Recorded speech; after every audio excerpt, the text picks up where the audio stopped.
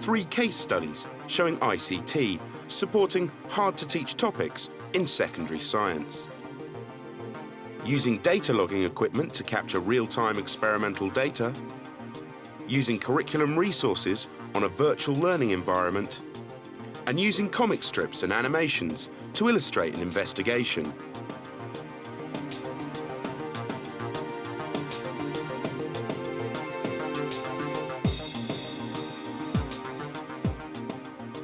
We've been doing data logging at this school for since 2003, and we have a whole collection of data loggers.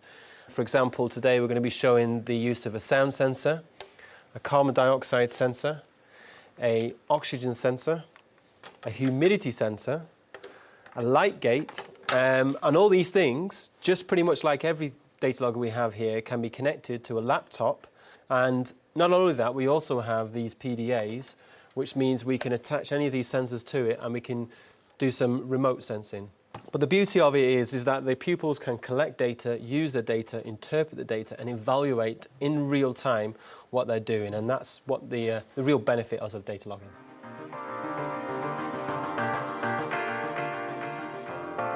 And what you're going to have to do is Science teacher Paul Priest is going to demonstrate a classic combustion experiment to his Year 7s, but with the addition of some data logging equipment. We have in there a thing that detects water, a sensor which detects oxygen, and we have the sensor at the bottom which detects carbon dioxide. And the computer is going to plot for me how much oxygen is in there, how much water is in there, and how much carbon dioxide is in there. So I'm going to connect these sensors up first. So first of all, I'm going to attach my oxygen sensor here, my CO2 sensor, and my water sensor. So our carbon dioxide is not changing, our water is not changing, and neither is our oxygen, okay, staying the same. So I'm going to put the candle in. I'm going to watch what's happened and see if you can use very quickly the ideas of what happens with the graph to explain what is going on, okay? So what's rising? The blue. Moana? The humidity. The humidity, good. What's that detecting? The water. Thank you, Cameron. Okay, so we are detecting water. What is happening to the amount of carbon dioxide inside the bell jar? It's increasing. It's increasing, thank you. So the carbon dioxide level is going up. The oxygen level is going down. Down, thank you. Okay, so the oxygen level is going down. The humidity's gone up high. Look how high the humidity's gone. Ooh. Okay, so what does that mean we are using up? Moana. Is it the oxygen? Well done, Moana. It's the oxygen. What are we producing? Is it carbon dioxide? It is, well done. And what else are we producing? What else are we producing? Think about what's the other one that's gone up? Is it the humidity? Humidity. And what does the humidity detect? You drink it? The water. The water. Thank you very much. Okay.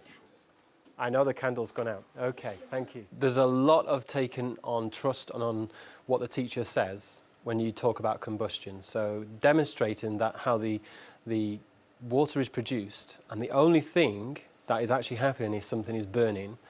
So you can actually show the water levels increasing and show that the carbon dioxide level is increasing and showing the oxygen level is dropping is a really crucial point. And then they start to appreciate looking at a graph to see how things change, that if it's going up, it must be being produced. If it's going down, it must be being used up. So they start to now appreciate what a chemical reaction is, what reactants are, what products are, even if they don't fully understand all the language we would normally use when we're talking about science. So that's the benefit of using the data loggers.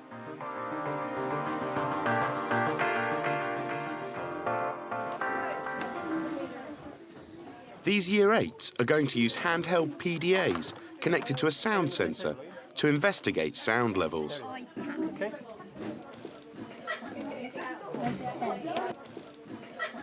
You should have a blue screen that looks like that. What we do then is we go to the start, and then you go to Programs, once you hit the start button. And then there's a folder called Sensing Science.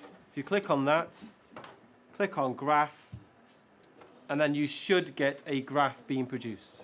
Okay? It's playing now. PDAs are really, really useful pieces of kit. And what's nice about them is that they know how to use technology. They don't have any problems with that. And the idea you can plug and play straight away into a sensor, and you can start to actually take actual measurements, and it plots the graph for you in real time, means that you can really go to town on kind of analysis.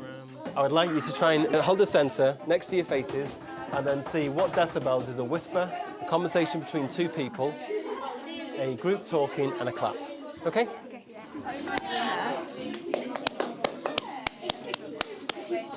So clap in decibels is 86.3.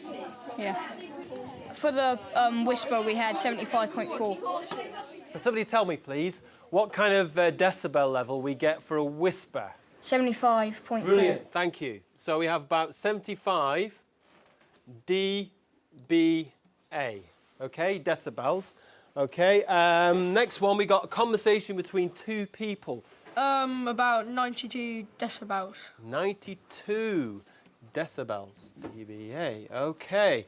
And we have now a group of people talking. We got 110. Thank you very much. Straight away, they can start to attach numbers to noises that they're making. So they can have a whisper, they can have a shout, they can have a clap, and they can then associate what those sounds do as to what their decibels are. It's almost like sometimes you're trying to dampen down their enthusiasm a little bit because they go mad for it, because they enjoy it so much. But that's what, as science teachers, we love. We love getting students engaged in their science, understanding science, wanting to learn more, investigating.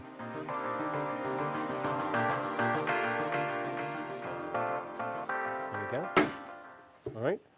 And then These Year 9s are going to investigate the motion of a trolley rolling down a sloping ramp.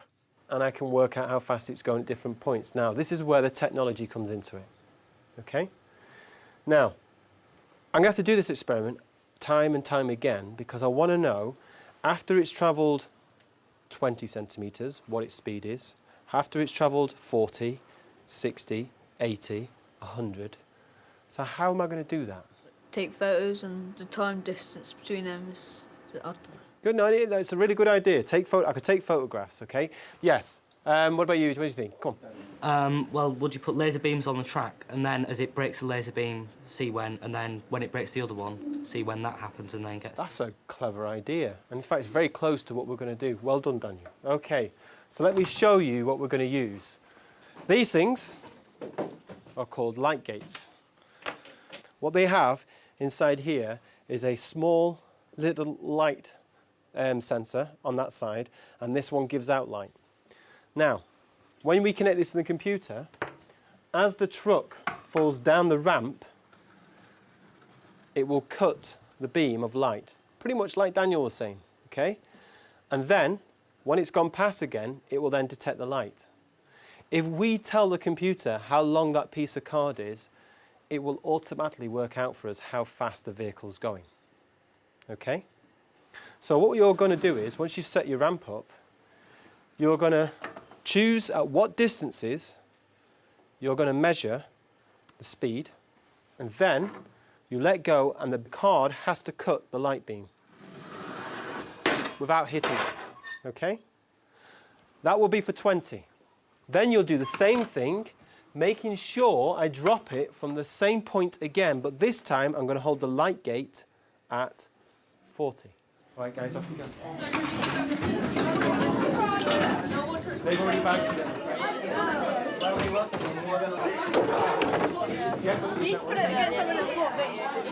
This is the first time they've used the light gates, and setting them up takes a little bit of time. Using it with quite a large piece of equipment, I mean, you're talking about a lot of skills here. You're talking about coordination, you're talking about management, you're talking about group skills. All these things have got to come all at the same time in order for this practical to work. And I think, you know, they did really, really well, and they were able to actually work as a group, assign roles to certain people, you do this bit, you do that bit, and they did that really well.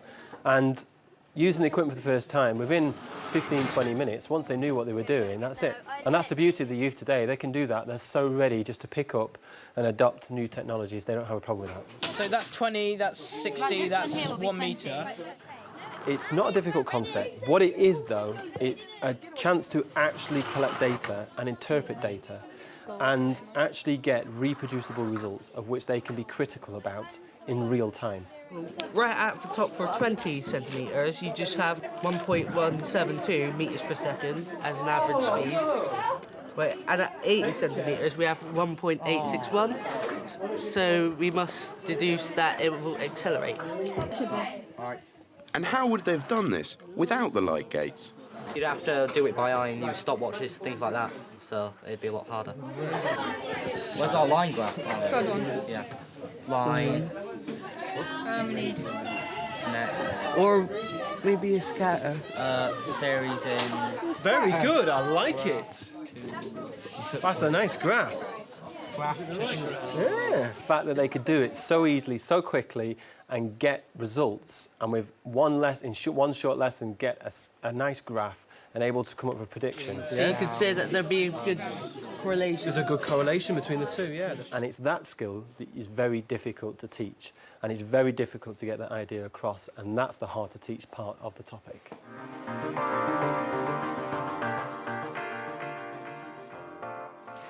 This morning we're going to have a look at changing another variable in rate of reaction experiment. Chris Mason is head of science at Salandine Nook High School in Huddersfield. Now already you should be starting to think about what effect... He's working with his Year 11s to investigate rates of reaction. Can anybody predict what we think might happen if we vary the temperature of the sodium thiosulfate? Gina? If it's warmer, then the reaction will happen quicker. OK, if it's warmer, the reaction will happen quicker. That's good. Can anybody give a reason why they think that might happen? Stephen? The particles will have more energy, so they'll collide and have more effective collisions, which means that they'll react. Yeah, yeah. So they'll react quicker. So the key word that we were using there was effective collisions. The practical session involves investigating the reaction between sodium thiosulfate and hydrochloric acid, which will be part of their coursework. 49. Here, the students carry out this reaction at different temperatures, measuring the differing times the reaction takes to complete. 1 minute 40.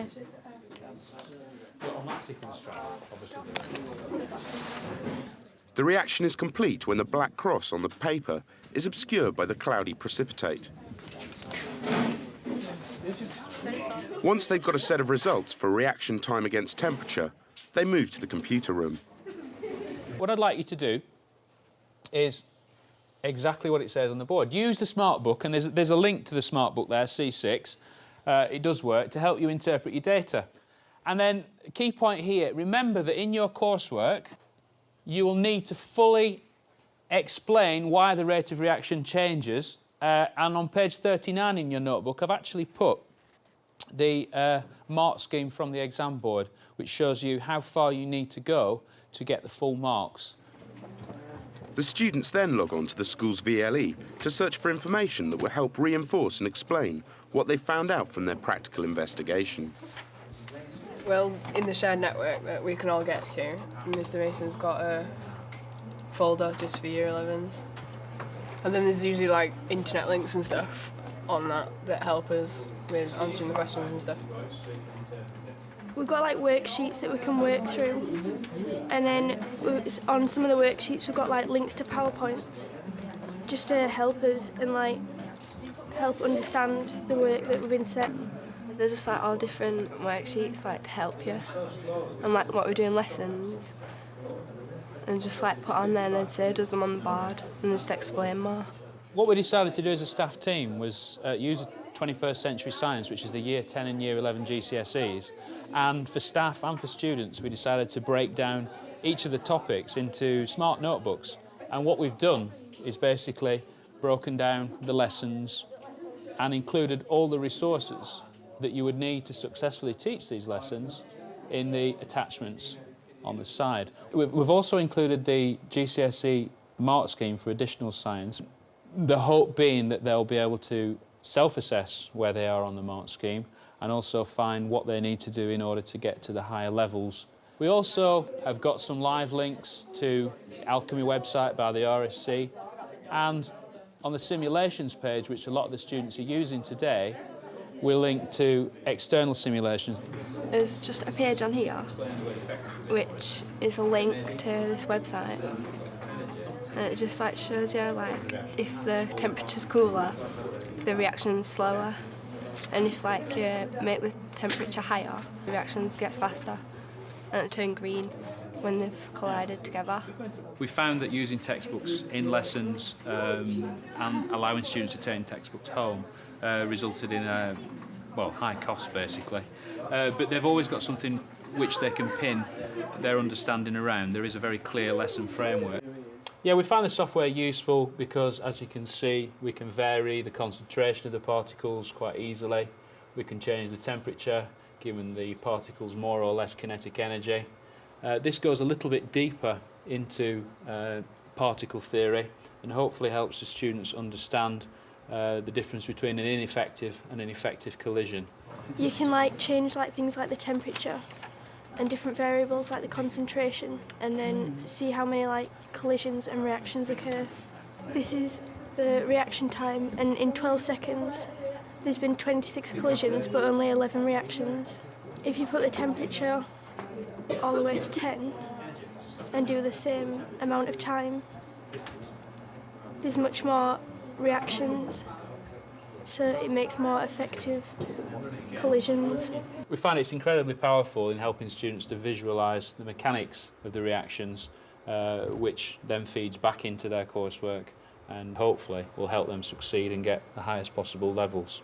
Increased temperature, the reactions will happen faster because the particles get more kinetic energy from the heat, and when they collide, a reaction will occur.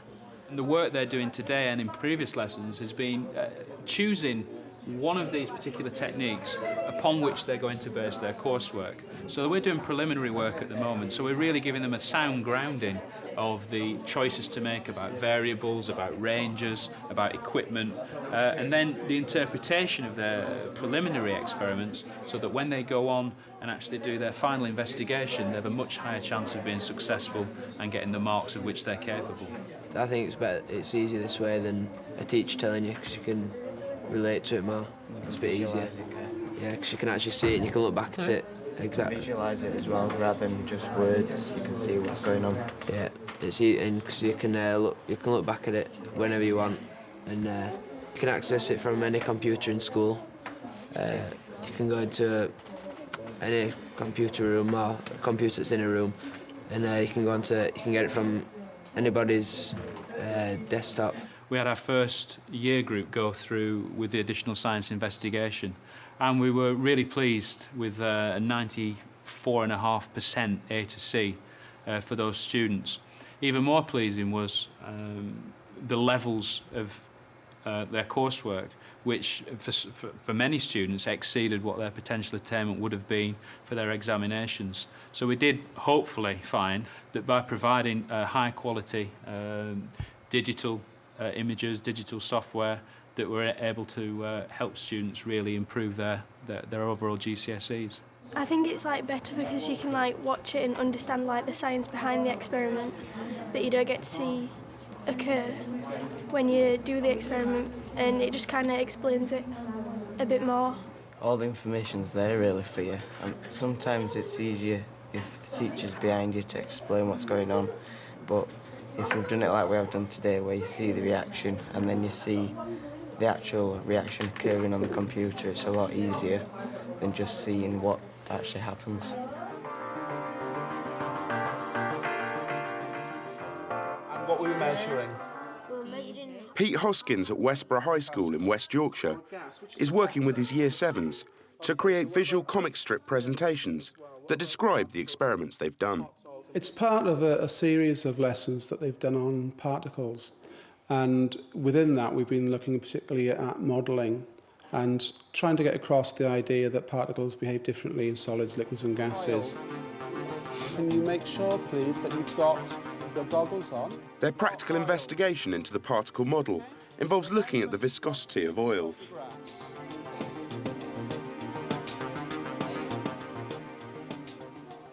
So the pupils simply had 2 temperatures of oil and then had to pour that through a funnel and then time how quickly each oil came through the funnel to actually see if the temperature affected the time. So was it 4.90? Yeah, Miss 4.90. So you need to write that one. We can talk about a whole range of things such as which variables we're changing, what are we measuring, what do we need to actually keep the same in terms of control variables. We can start to look at the quality of the data they collect and how they might interpret it. So we've took one, so shall we not take another one? How many did I say you need? 5. Okay, including one of that. So if you've got one, how many more have you got to do? At least another 3. 3. Which of the 2 oils comes through the fastest? Hot or cold? Hot. Hot. So if that's the case, if you were to describe the oil as runny or less runny, which one would be the runniest? Hot one. The hot. What does that tell us? The class itself is our lower set class, and you've got pupils in there who would be level 2, level 3 in terms of national curriculum, and reading ages, which might be anything from 7 years old. Remember, you've got to take your photographs. And then, of course, we asked them to take a number of pictures. The focus of that, what we wanted was for them to familiarise themselves with the apparatus first and foremost, to then start thinking about what it was they were changing and what they were measuring, to start thinking about the actual procedure itself. The laptops are then set up so the class can start using the comic strip software. Now that should recognise it now, that's fine. The comic strip programme, it's really just a tool to produce comic strips, and as such, it's just a series of templates that you can actually use. As long as you've got some digital photographs there, you can drag them into the template and then add a whole range of speech bubbles and various effects as well. So, which of your pictures comes first? This one. Can you click and drag? Okay. And can you explain what you were doing there? The cold oil. You do the cold oil first. So get a speech bubble, put it in, drag it up. Okay. If you want to make the bubble bigger, then you can double click on the bubble and then just make it bigger. But try and just explain now what you were doing. So what did he say you were doing? We were putting the cold oil into the filter. So you would put the cold oil in. What were you measuring? How fast Okay, so write that in, okay? we wrote our seconds, how much second did it, like the hot or cold, how long did it take to go down, and I'm writing it, this is the hot and that's the cold water, and which one went faster and stuff. I need to do another picture of me, because that's a picture of me but it's upside down. Right, you can put it in here and you can spin it round. Put it in that one. We sat down and we thought about how we can actually go about trying to produce, in particular, assessments which would allow the pupils to put forward their understanding and to express their understanding other than something that was obviously just going to be paper-based because of the literacy levels. And they really enjoyed actually putting those strips together and actually looking at their own photographs. But it was the discussions, I think, that took place around that production of the comic strip which was particularly strong. We're changing the... You had 2 different types of oil, didn't you? What was the difference? Hot and cold. Right, hot and cold. Hot. And what were you then measuring? The jug? No, I think. What the piece oil? of equipment were you measuring? What piece of equipment were you using to measure? As you poured the oil through, what do you start and stop? Stopwatch. Okay, so you're measuring what? The stopwatch. Oh, stopwatch helps us to measure what? The time that the oil dripped down. Great, the time. So, what do you find out from your experiment? Which of the 2, the hot or the cold, seemed to go through the quickest? The hot. The hot. By 3 point something seconds. I think that the majority of them did get it. I mean, they still need a little bit of coaxing. There are 1 or 2 pupils who I can see their understanding is still, not assured. There's still doubt in their mind, and so as a classroom teacher now, I can see who in the class actually has got a strong knowledge of particles and who is still unsure about it. So obviously that can now be addressed in future lessons. The pupils go on to use some simple animation software that the teacher had set up to model the movement of particles in solids, liquids and gases. The scratch animations were just an extension of some work that they've done on modelling already. And again, it was really done as an opportunity to assess their understanding of their previous lessons. And the visual nature of it, and also in terms of the audio and putting in the sound files, it really does show whether those pupils themselves really understand whether or not a particle in a solid might be vibrating or what it would actually look like. What did you say to me before, though? You said it was what? Like a smoke, but it's kind of like steam, a cloud. Was it a gas? Is it going really, really fast? No, so it's going slow. It's liquid.